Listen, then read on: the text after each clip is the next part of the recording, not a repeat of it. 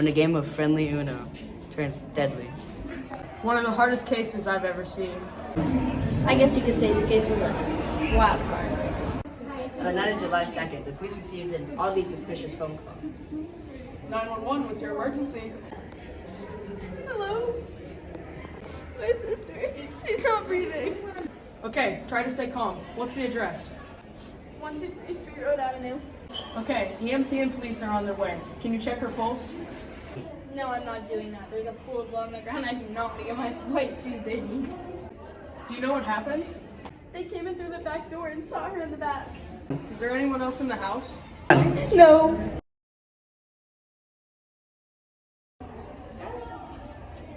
When dispatchers eventually did arrive to the scene, they found bloody footprints leading out the back door, which doesn't match with Lily's story, because if they were shot in the back, there wouldn't be enough time for blood to get on the bottom of your shoes to make footprints like that.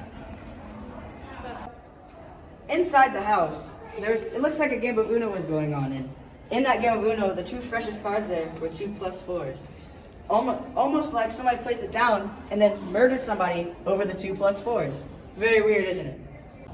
When investigators did eventually search the body, they noticed something weird that didn't match the sister's alibi. First, the blood splatter didn't match with what she said with the bullet and entry and exit wound. Usually, when you shoot somebody with a gun, the entry wound is usually smaller than the exit wound, while the exit wound is ginormous. But you see, there's a smaller hole on her chest and a bigger hole on the back. And that doesn't match with the alibi, because there should be a smaller hole on the back and a giant hole in the chest. We took the evidence to our medical examiner, Billy Fisher, for her take on the matter. There was one bullet in the body shot from approximately 3 feet away. This is questionable because the caller said he came through the back door. We took the evidence to our DNA examiner, Vivi Johnson, for her opinion on the matter. We tested the blood on the floor and there was a complete match to the carcass. This eliminates the idea that the victim struggled. By the back door, we found blood on the nails sticking out. We tested it and it was not a match to the victim. The DNA matched the blood and it didn't match anybody in the system. The blood just happened to be just as old as the victims, which suggests that the murderer escaped the house. But that made no sense, because the sister who was called said the victim had been shot through the back, and they had entered through the back door, but the footprints have obviously been leading out the back door, not the front, which is where the caller said they exited through. We took the evidence to our forensic entomologist, Raisin Johnson, for her take on the matter. When we entered the house, there was a pungent smell of blood. The victim was still bleeding. The blowflies covering the carcass were having a feast of their lives. It was like Christmas in July. We examined the blowflies at the time of death added up, and it also showed the body was not moved. We took the evidence to another forensic examiner, Norm Fisher, for her opinion on the take. The suspect entered through the front door, shot the victim in the back, and exited through the back door. We asked one of our examiners about the evidence, and this was his take. The blood suggests that the murderer escaped, so now we have a suspect on the run. The mud on the shoe prints appeared to be new because it was wet. The shoes were tested for fingerprints, and we find some prints on them. The mother was interviewed and said that the pair of shoes belonged to the father. Here we have the father. We're investigating him to see if we can get any clues. I can't believe you guys think I did that. I've literally been in New Zealand for 15 years. I'd love to become a professional whale watcher. I'm not a tourist guy. I literally make no money. I live in a box on this random person's boat. It's not a big box, but it's not. All I have is binoculars and one pair of clothes. But it's fine, because I got my binos and my flippy floppies. Can I get out of this courtroom now? With this newfound information, this only leaves one suspect, the daughter. Dun dun dun. At the end of the court case, Judge Zetz made his final opinion. The suspect admitted to killing her sister. Guilty! Now, the sister of the victim finally gave her confession to the crime. She made me draw 35 cards in Uno. What else was I supposed to do? Think about my feelings. I had to. +4. Uno, I'm thirsty for winning. Evie, look.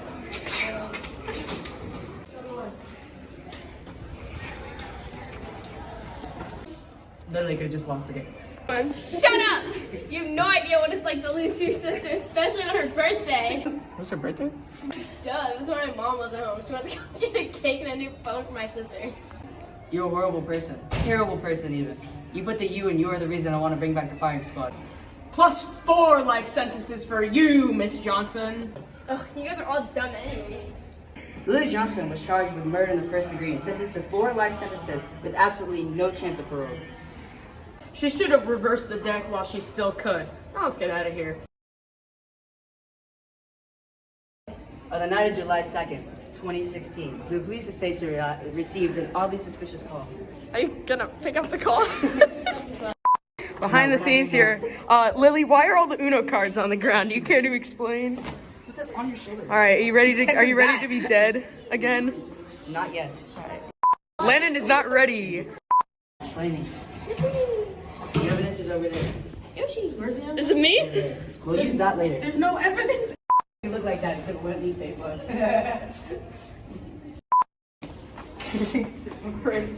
Wait, those are gonna be Mr. D's shoes. Yeah. Footprints.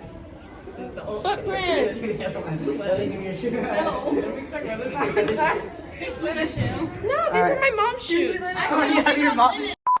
We have a parade. We're trying to film. That's one of the games. Plus fours back on the file. I hope that's a re-record. I hope that's one of the games I don't. All right, ready? Oh no, start on him. Remember? You start on him. Entry and exit wound. Usually, when you shoot somebody with a gun, the entry wound is usually smaller than the exit wound, while the exit wound is ginormous. But you see, there's a smaller hole on her chest and a bigger hole on the back.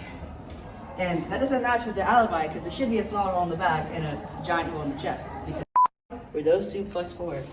It's very weird. Almost like this all happened after those two plus fours were placed. Like a crazy person murdered somebody over Uno. Anything. Then can you like draw that one? Later. Good going, bud. Buddies. But the one that started it. Why are you filming?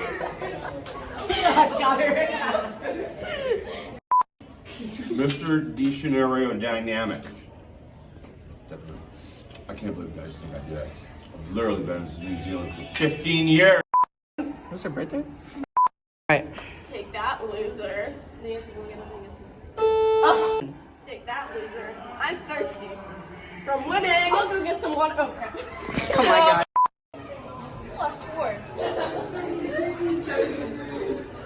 We need to go get up and get some water. Oh.